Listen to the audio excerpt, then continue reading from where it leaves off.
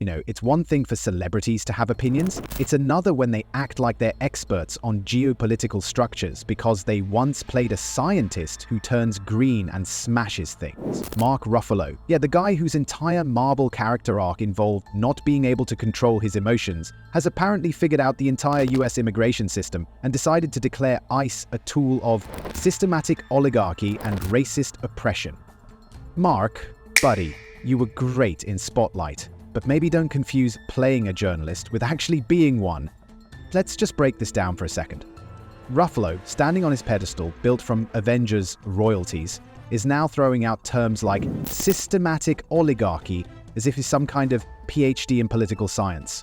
I mean, give me a break. You're a millionaire actor. You live in a gated mansion, you're driven around in SUVs with tinted windows, and yet here you are, preaching to middle-class Americans about how law enforcement is oppressive? From your private property, sipping organic kombucha, probably. It's the same old celebrity delusion. These people get praised for memorizing lines someone else wrote, filmed under perfect lighting and edited to perfection, and then suddenly think they're the voice of the voiceless. But here's the kicker. Most of the people Ruffalo claims to represent don't even agree with him. Working-class legal immigrants, blue-collar citizens, and actual victims of border crime, many of them support law enforcement, including ICE. But Mark doesn't want to hear that. He wants his hot take to go viral on Twitter, where no one will question it, except maybe a few brave souls who haven't been bullied off the platform yet. And before someone screams, "Free speech! Let him talk!" Yes, of course he can talk.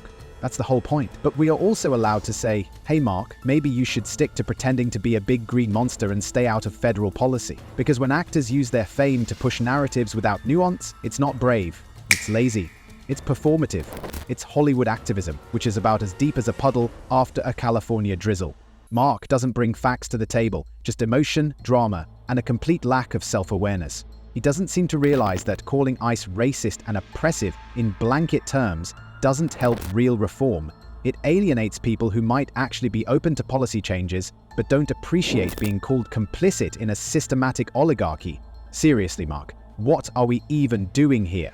This isn't a Marvel plotline. There's no evil alien overlord to punch into submission. There are real people involved. Families, officers, victims, refugees, and yes, even criminals. It's complicated, but instead of pushing for thoughtful reform, Ruffalo chooses the easiest possible path, scream into the void and wait for the applause. It's also painfully ironic that the man who lectures Americans about systemic injustice is part of an industry that pays women less than men, sidelines people of color unless it's Oscar bait, and sweeps abuse scandals under the rug for decades. But sure, ICE is the root of all evil. Got it.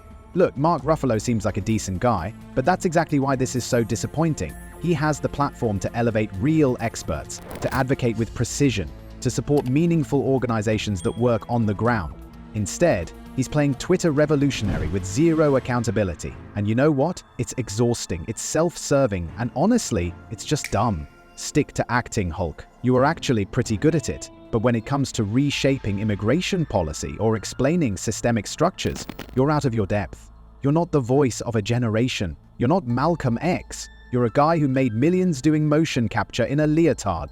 If Mark Ruffalo really wants to make a difference, like an actual tangible impact instead of another viral soundbite, then here's a wild idea. Use your platform to elevate people who actually know what they're talking about. Fund legal aid groups helping immigrants, support bipartisan organizations that work on smart immigration reform, instead of just demonizing ICE in broad strokes. Invite real immigration attorneys or policy analysts onto your podcast or whatever Hollywood echo chamber you use, and let them speak, because shouting systemic oligarchy on Twitter doesn't fix anything.